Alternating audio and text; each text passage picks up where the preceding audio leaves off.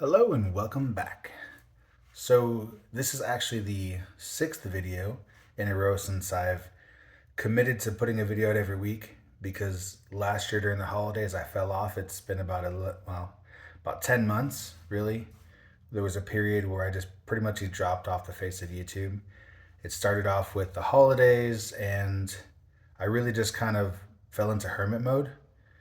I kind of pulled back, and next thing you know, and then I made all these excuses, and I just really, I don't know, I fell out of everything, and so I'm committing, especially right now, because it's the day before Thanksgiving, so this should pop out on Thanksgiving, which is tomorrow, and I really just wanted to stress the importance of sticking with things. It's hard, it really is, and we make these excuses of time and all this has to be perfect in order for us to show up. And really, that's a lesson that I've just came out of. And of course, this video is about the book. That's kind of what I'm doing right now to help me. As I'm writing, these videos are helping me expand and reflect and hopefully inspire others to show up and bring their light to this world and stop hiding. So, being that Thanksgiving is tomorrow, we could sit and talk about being thankful, which gratitude is something I struggle with. And I struggle with it not because I'm not grateful for what I have. It's how can you be okay, so I'm grateful for what I have. I like literally I can feel it in my heart. I'm grateful. But it's kind of hard sometimes when you want more or you want better for yourself or for your family. When you're grateful for those things, like how do you balance being grateful but still wanting more? And it would seem at this moment, anyways, that it's all about being thankful for where you're at and telling spirit, your guides, thank you for where I'm at. I know where I'm at is where I'm supposed to be. I know that everything is fine and I am ready for the next. Or even, I appreciate what you sent me and I now know that I want a different version of it. I'm now more clear on what I actually want. My my wants have came into focus. And in the book, really where you can look at this, I mean, she's in a quarry. Yet for the last few chapters, at the very least, she recognizes that she's where she's supposed to be. I mean, who wants to be in a quarry? Who wants to be a prisoner? But she realizes and recognizes that this is where she's supposed to be. This is her transformation. As much as it sucks, I mean, taking a pickaxe and striking rock and breaking down the rocks for the quarry and splitting the rocks and gathering and moving out in the sun, out in the weather, you know as a prisoner, like originally all she could think of was escaping, and now she's okay with where she's at. I mean, no, it's not the greatest, but it's all about the transition. It's about the process. It's about the growth. And she recognizes that. She recognizes that she has to be put into the fire and she has to be struck and shaped and molded because she is becoming something. So in there, it's really easy to be grateful when you have what you want. It's easy to be grateful when you're not down on your luck, but you're not really down on your luck. You're transitioning. So have patience, have compassion for yourself. You're not doing anything wrong. Things are as they are. It's okay to want better.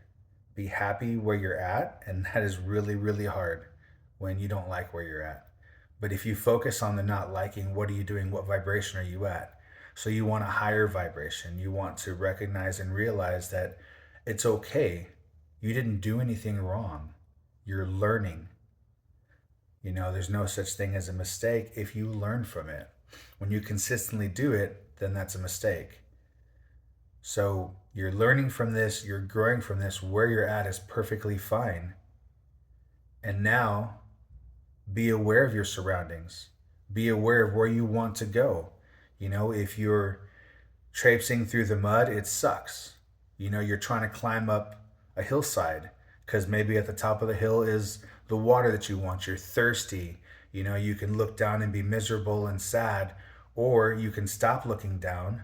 You can recognize your surroundings and how you are to navigate through these surroundings to get to your goal, to get to that water at the top of the hill, to get to that well. So you have to be okay with where you're at, as hard as that is. I've been through some stuff. And one of my problems was I'm aware I'm going through stuff. I'm not as bad off as others have it. I compare myself to others being like, well, they've got it worse. Somebody else has got it worse. I have half a plate of food that I don't even care for and it's cold, but there's people that don't have anything, you know? And I'm not saying I have that. I'm just saying that's my perception, is that others might have it better, but so many more have it worse. So I'm thankful for where I'm at. But while trying to feel that thankfulness, know that I want more, sometimes it's harder because you make everything okay. So it's like you don't have that struggle. You are in the struggle, but you're not feeling the struggle because somebody else has it worse. So you recognize you are in the struggle. Whether you're heading the clouds and you're like, well, it's not that bad, somebody has it worse, or you're, head in the mud and you're like, this sucks, this is so horrible. Find yourself, pick yourself up, look at your surroundings, like I said, find your goal, find your precision, journal it, write it out, act it out, imagine. Imagination is not just something for kids. Imagination is tapping into your creativity, and your creativity is your creation, walking hand in hand with the maker, whatever you believe that might be. You know, your higher self or God or whatever you believe in, you're bigger than you, your outside force, which is actually your inside force. That you don't look outward for it, you get to a point where you look inward for it and you find your connection to it, and then you become it. You become one with it. You walk with the Creator and you create through imagination, through love, through vibration. So we are actually at about almost 8 minutes. I wanted to make a little longer video, but also I've got a lot to do for Thanksgiving. I got a lot of baking to do. I love to bake. Baking is where I tap into my magic, my creativity. Side note, that's another thing about writing this book, is I've never wrote a book before. I'm learning to tap into that creativity because I sat down and I'm like, okay, I've been in receiving mode. I'm done hustling and grinding and trying to figure things out. It's time to learn how to receive and get into that feminine creative side instead of the masculine making it happen side. And in doing so, I was looking for creativity. I didn't know what that was. And then I was basically not given an offer, but there was an opportunity to join a group of writers. And I, at the time, didn't identify as a writer. But then I thought about it. I love writing the small bits. I've never sat down and really just wrote. I started to write a story one time and I didn't get very far into it before it just, not that I lost interest, it just, I didn't give it the proper time to grow.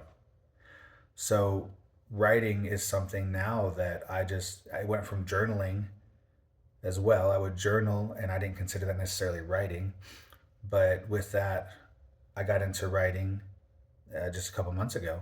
And it's been so amazing because also I know that I'm intuitive. I know that I can sense things and I'm aware of things. And I actually did try automatic writing, and I do actually sit down and I make a space and I write with spirit. But this intuitive writing and not, just being in the flow, writing what feels right. In scenarios, making decisions, it's what feels right. I'm letting the story breathe. I'm letting the story take on a life of its own. And that's what I want. This isn't my story. I'm not writing something that I know. there's pieces that I know in here that are from my experiences, but I'm writing, I'm giving it life, I'm birthing it, I'm remembering the story almost. And in doing so, I'm really tapping into my intuitiveness. And if I do get stuck, then I put myself in the character's shoes. Well, what would it feel like? So it's really amazing to tap into this creativity that I've been seeking, I've been wanting for so long. I threw my creativity into gaming, and now, and that was actually, I haven't gamed hardcore in like 30, no, no, no, 15 years. Yes, I'm that old. I turned 45 this year.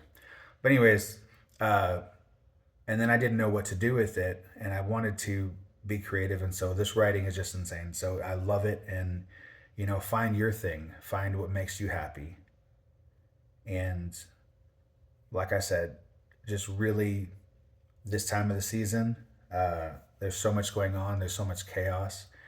This actually helps you ground too. Finding the thing that you love to do will help you ground, and it will help you basically focus on what you want, and to be grateful for what you have. You're able to do this by finding the thing that you love doing. It grounds you, and it fills that space that is hard to fill sometimes when you get confused in the gratitude and the things that you want and the not having. So anywho, I think I'm zooming off a little bit. I apologize. I've just got all this going on right now with food and baking, and I'm about to go bake right now. It's almost my lunch hour. So thank you guys. I appreciate you for visiting, for spending time with me.